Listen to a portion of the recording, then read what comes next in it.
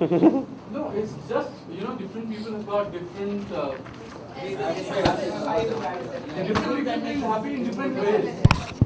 Different people feel happy. What makes me happy? Somebody else. My topic is character. Guys, too much. What I've chosen is character. According to me, character is a word that encompasses a larger perspective. Let's listen. It encompasses all the 4-5 points which are enlisted after that. Building a character requires various elements to be in place. It starts from the day a baby starts to understand his surroundings. The way a kid has been brought up and the people he's been around would determine his character. So, but more importantly, what builds a person into a successful and happy person is his character. Especially after when he starts to understand his objective in life. So once he starts understanding what his objectives are, he would start building on his character. All right. Characteristics is equal to confidence plus personality plus interpersonal skills, which would lead him to a happy life, which is equal to happiness. When I joined this industry, I'd say that I worked on my character, and I'm happy to see that this element yielded results for me. Thank you very much.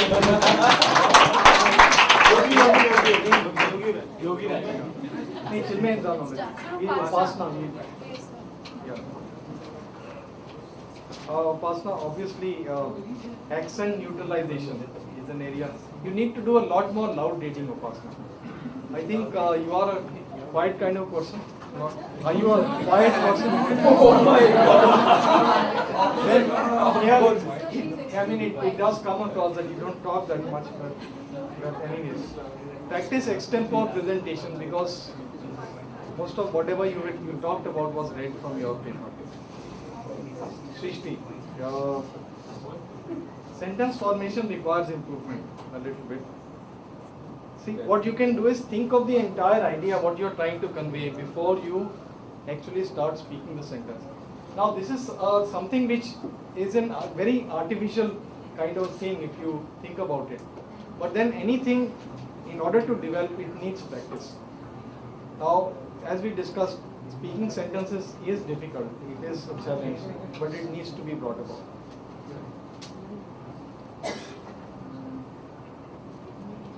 One more thing which I want to say is you be very sure about yourself. See, whenever you're making a presentation, whenever you come over here on stage, you're making a presentation, you speak as if you are a person of authority. Be very sure about the subject and make every point with full confidence. Yugma, the language and language and tenses, what we did here, if you can practice them and try to speak a little more smoothly. That's what I mean. Accent neutralization is an area of improvement. Lakshit, interpersonal skills. Tell me one thing, what was your satisfaction level after you had completed the presentation? I want to put in more examples. Yeah.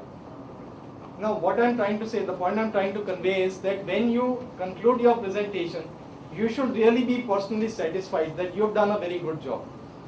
If you get that personal level of satisfaction, you can be sure that everybody would have found your presentation really. Kanika, if you can pause between sentences a little in some places, better breath control and modulation in the voice. These are the things which you can keep in mind. Stuti, pause and modulation. Now, Balu Mahesh, see what I admired about him, I mean, and after that there were a couple of other speakers who followed, but his was the first, after 28 speakers, the first guy who talked about character was Balu Mahesh. Everybody talked about, see, everyone wants happiness. We want to talk about our personality, the outer traits. But here was a guy who was first talked about character. Now, what you need to do is sentence formation is an area of improvement. And what you can do, practice a lot of presentations. See what we have discussed over here. Now we are doing it collectively, it's taking a lot of time. But if you do it individually in your own time, it shouldn't take more than 10 minutes, 10 to 12 minutes. Now, Pranesh, obviously everyone felt and appreciated. It was the best presentation so far.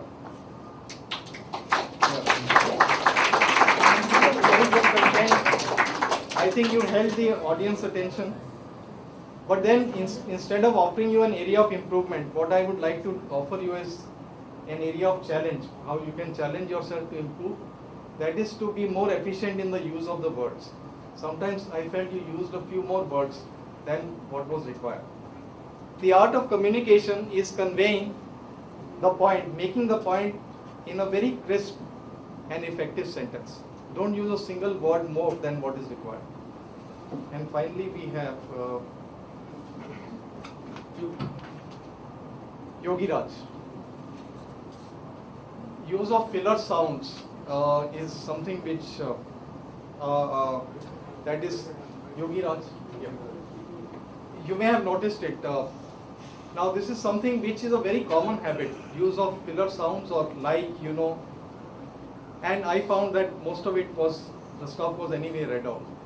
Now I'll tell you one thing, the most difficult thing to do, and it is also the most engaging thing as far as the audience is concerned, is to make an extempore presentation.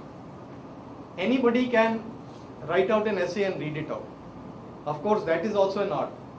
That is what will ultimately take you to the extempore presentation stage, which is why we have read out so many speeches. But what you want to do for your own self, for making a mark in your communication, is developing the ability to deliver extempore presentations. So we can continue now. Yeah. We will go straight till the end now. You had 30 months. Let's get back to some more happiness. All right.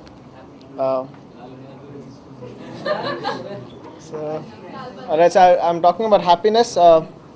Happiness is a positive energy. It's a feeling of joy. It comes from within. No one teaches us how to be happy. You just know when you're happy. It's either a situation, a celebration or a special occasion, a sense of accomplishment that makes you happy from within. A lot of examples of happiness have been given out. So to sum it up, I would say,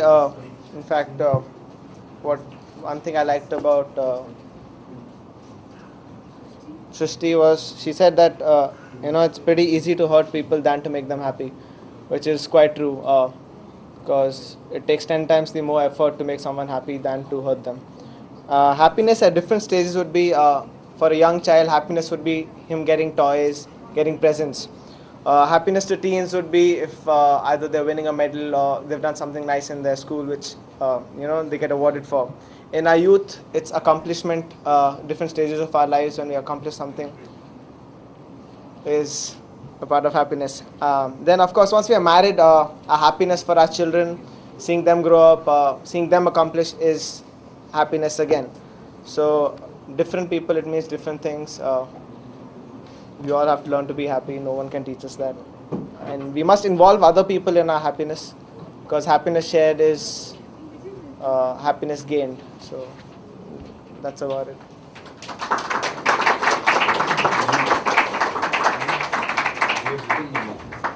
You're Kinshuk, right?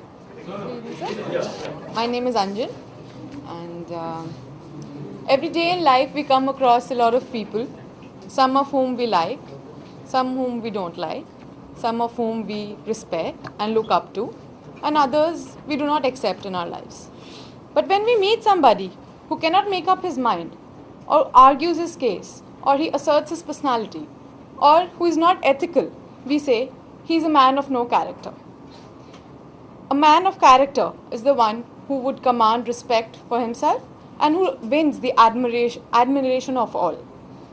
Yes, heredity and upbringing are a very important part of one's character, because they are the one who shape and strengthen a person's life and personality. All of the things that we have talked about come into character, personality, confidence. If a person might be a CEO of a company, he may be a politician, he may be owning a hotel like this, But if he does not have character, he would not earn that respect.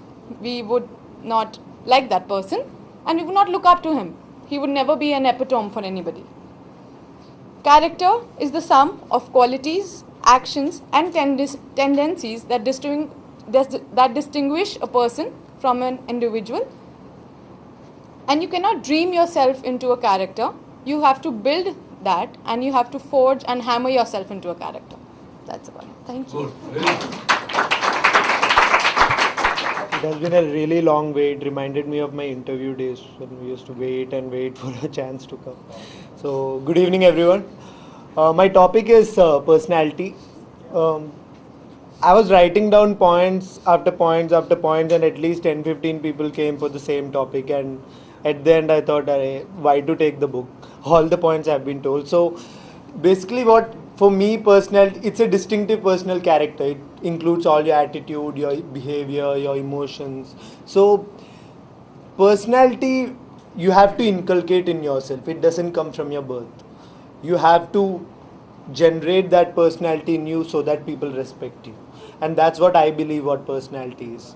When I used to do my industrial training at the Oberoi, Bangalore, the executive assistant manager of the hotel, I used to really respect him and I consider him as my role model because the personality, the wave, the echo that you used to feel when he used to come in front of you, people used to notice him. That's what personality is. And that's what I want myself to be in the next 10 years. And same like that, you can see really great people like Neil Armstrong, Indira Gandhi, and Mother Teresa. These are the people whom we can consider ourselves as role model, as the people who have such a great personality and whom we can look out to. Thanks a lot. Confidence again.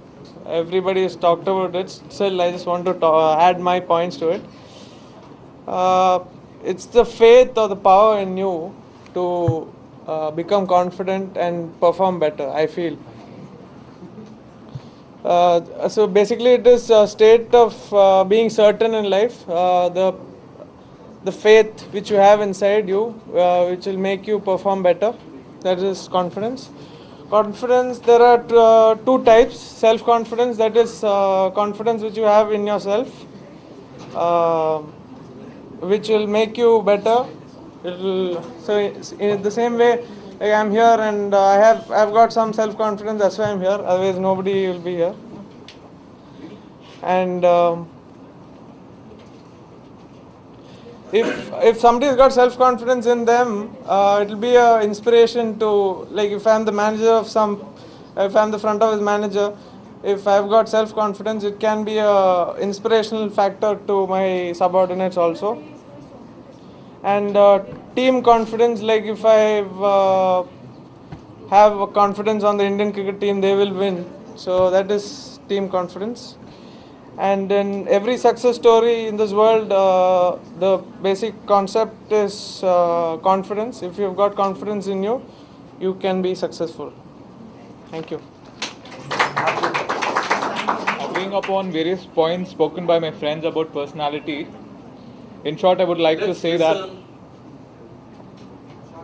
agreeing upon various points told by my friends about personality, in short, I would like to say that personality is something that defines a person in terms of the way he portrays himself in public, as an individual and in a group.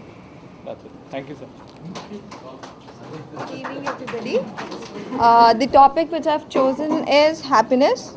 As per the dictionary, it is defined as the state of mind where the person is free, stress-free or joyful, and the definition varies from person to person and it varies from one phase of life to the other phase of life. Like as many of us have said, ki happiness for a child means something else, happiness for a teenage means something else. So, like happiness for me is meeting my brother after a duration of 1 year. Happiness to you or Anish might be playing football or something like that.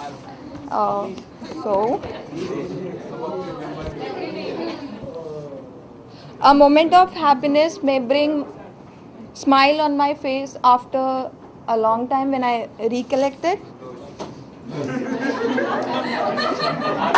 And I would like to conclude, happiness is one of the key ingredients in the recipe of success along with hard work. Thank you. Google.